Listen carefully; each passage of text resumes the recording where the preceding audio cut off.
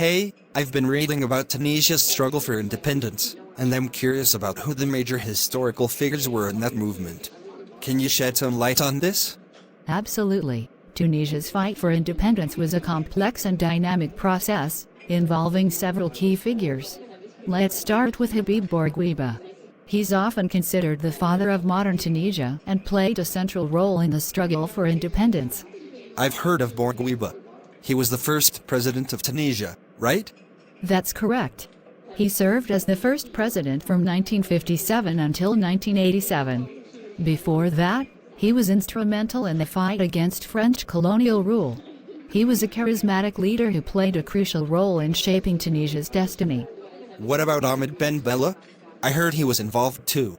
You were thinking of Algeria, not Tunisia. Ben Bella was a prominent figure in the Algerian War of Independence. In Tunisia, the struggle had its own set of leaders, like Salah Ben Youssef.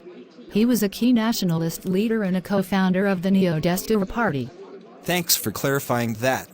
So, what did Salah Ben Youssef do during the struggle? Salah Ben Youssef was involved in various anti-colonial activities and played a crucial role in organizing protests and strikes against the French colonial administration. He was eventually exiled but continued to be a prominent voice for Tunisian independence in international forums. That's fascinating. Who else was part of this movement? Another significant figure was Mahmoud Mesdi, a prominent Tunisian poet and nationalist. He used his literary talents to promote the cause of Tunisian independence and was involved in the intellectual aspect of the struggle. It's interesting how different individuals contributed in various ways. Were there any influential women in the independence movement? Absolutely. Tunisian women were actively involved. One notable figure is Bakira Ben Mrad, who was a feminist and nationalist leader. She advocated for women's rights and played a role in the broader struggle for independence. That's remarkable. It's important to recognize the contributions of women in these movements. What about Farhat Haqq? I've come across his name as well. Farhat Haqq was a prominent labor leader who founded the Tunisian General Labor Union, UD. While he focused primarily on labor rights, his organization played a crucial role in the broader struggle for independence by mobilizing workers and contributing to the anti-colonial movement. So, it seems like there was a diverse group of leaders from different backgrounds and with different focuses. How did they coordinate their efforts? That's a great point. The struggle for independence in Tunisia involved a delicate balance between different factions and strategies.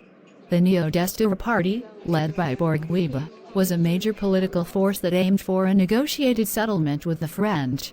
On the other hand, there were more radical factions, like the Neo Destour's left-wing rivals in armed resistance groups, which favored a more confrontational approach. It must have been challenging to manage these differences within the movement. Absolutely. It was a complex and challenging period. However, what's remarkable is that despite these differences, these leaders and factions shared a common goal of ending colonial rule and achieving Tunisian independence. Were there any significant events that marked the path to independence? Yes, one of the pivotal events was the 1952 strike led by the UD, which paralyzed the Tunisian economy and put immense pressure on the French administration. This strike is often seen as a turning point in the struggle for independence. It's amazing how a labor strike could have such a profound impact on the national liberation movement.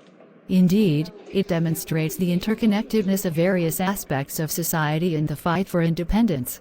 Labor, politics, culture, and intellectual discourse all played critical roles. Were there any other major milestones on the road to independence? Another significant milestone was the negotiation of the Franco-Tunisian Agreement in 1954, which granted Tunisia internal autonomy and paved the way for full independence in 1956.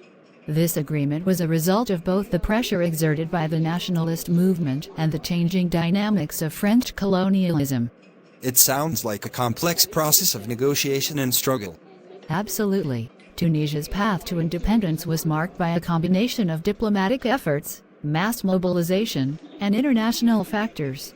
It was a testament to the determination and resilience of the Tunisian people and their leaders. I appreciate your insights into this fascinating history. It's clear that the struggle for Tunisian independence involved many dedicated individuals who made significant sacrifices. You're welcome. It's essential to remember and honor the contributions of these historical figures who shaped Tunisia's destiny and paved the way for a sovereign and independent nation. Indeed, their legacy lives on in the Tunisia of today. Thanks for this enlightening discussion. You're welcome! If you have any more questions or want to delve deeper into any aspect of Tunisian history or independence, feel free to ask. It's a rich and complex subject worth exploring further.